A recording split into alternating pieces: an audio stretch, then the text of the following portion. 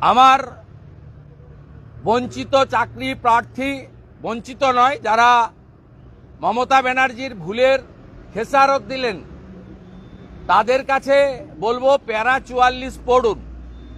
3 মাসের মধ্যেই নিয়োগ প্রক্রিয়া শেষ করতে হবে, এ ধরনের কোনো কথা লেখা আছে বলে আমার চোখে পড়েনি।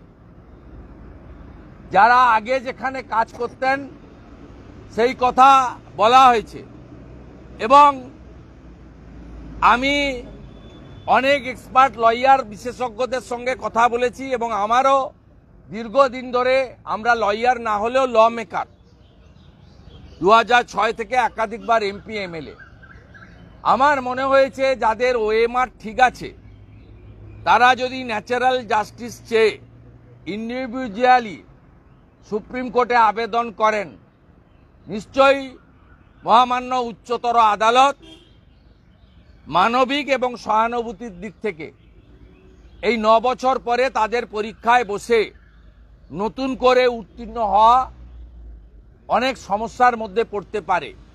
তাই যোগ্যদের ক্ষেত্রে আমার এটা পরামর্শ, তাদের একজন শহীদ হিসাবে, কারণ এই ঘটনা ঘটতে যাচ্ছে জেনেই শুভেন্দু অধিকারী এবং আমার 15 জন এমএলএ সাথী 30 ডিসেম্বর এসএসসি সচিবকে বলেছিলাম আপনি যোগ্য অযোগ্য বাছাই করুন, কারণ আমি জানতাম মমতা ব্যানার্জি করবে না, কারণ তিনি তার ভাইপোকে দিয়ে 700 কোটি টাকা তুলেছেন চাকরি বিক্রি করে। সেই জন্য লালচুল কানেদুল যুবা তৃণমূল শান্তনু কুন্তলরা এবং লিপস অ্যান্ড বাউন্সের ম্যানেজিং ডাইরেক্টর, যিনি বারবার বলেন আমার সাহেব পর্যন্ত কেউ যেতে পারবে না, সেই সাহেবের নাম হচ্ছে অভিষেক ব্যানার্জি, যা সিবিআই চার্জশিটে ভয়েস স্যাম্পল টেস্ট করার পরে চার্জশিটে উল্লেখ করা হয়েছে 73 মিনিটের কথোপকথনে 73 বার অভিষেক ব্যানার্জির নাম উল্লেখ করেছে।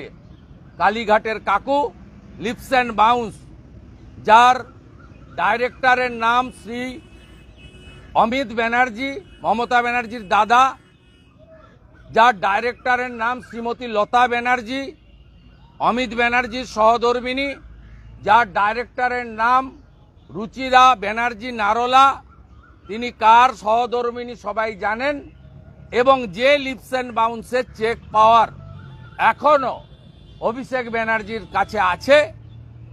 অতএব প্রমাণিত মুখ্যমন্ত্রীর পরিবার এই চুরি দুর্নীতি 700 কোটি টাকা 6000 চাকরি বেচার ক্ষেত্রে 6000-এর কাছেই টাকা নেয়নি, 700-800 তৃণমূলের নেতা পেয়েছেন, যার মধ্যে এমএলএদের মেয়ে ছেলে আত্মীয় স্বজন জেলা পরিষদ কাউন্সিলর আছে।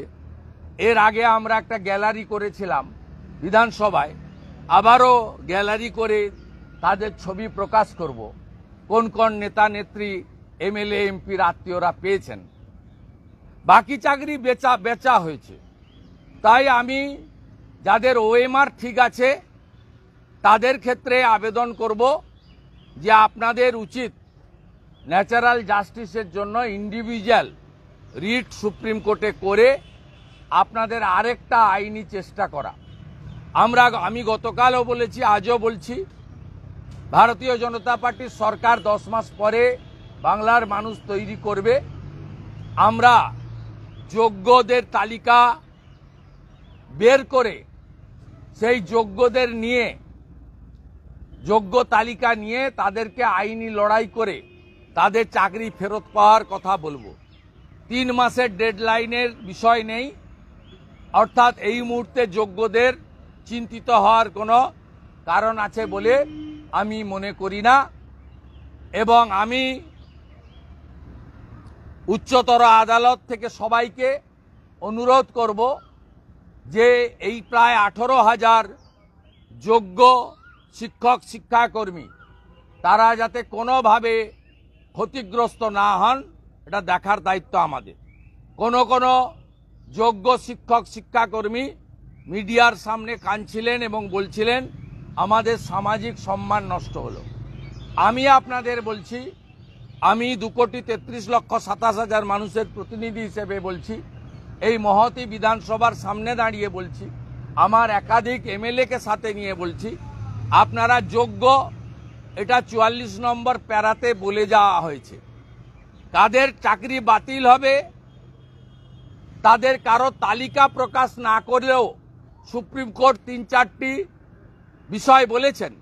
তাতে 1 নম্বর হচ্ছে যে ওএমআর পুড়িয়ে দিয়েছিল পার্থ চ্যাটার্জি, এসপি সিনহা, সুবীরেশ বাবুরা, সেই মনীষ জৈনরা, সেটাকে সিবিআইর যে সিট হয়েছিল তারা একটা এক্সট্রাঅর্ডিনারি গুড জব করেছে এক্ষেত্রে। সেই সিট সেই সমস্ত গাজিয়াবাদ থেকে পুনরায় ওএমআর বের করেছেন। তাতে সুপ্রিম কোর্ট পরিষ্কার 44 প্যারাতে বলেছে ওএমআরে যাদের নাম্বার টেম্পারিং করা হয়েছে কেবলমাত্র তাদের চাকরি বাতিল করতে হবে। তালিকাটা এসএসসি রাজ্য সরকার পরিচালিত, তাকে ঠিক করতে হবে যেহেতু কোর্টে দেয়নি। এবং প্যানেলের মেয়াদের পরে একটা প্যানেলের মেয়াদ থাকে, এসএসসির রুলস ভায়োলেশন হয়েছে। এই মেয়াদের পরে যে 2000 জন কোভিডের সময় নিয়োগ হয়েছে, 2020 সালে বিকাশ ভবনে লুকিয়ে লুকিয়ে ইন্টারভিউ করে নিয়োগ করা হয়েছে, সেই তাদেরকে বাতিল করার জন্য বলা হয়েছে। এমন 3-4টি পয়েন্ট তারা দিয়েছেন।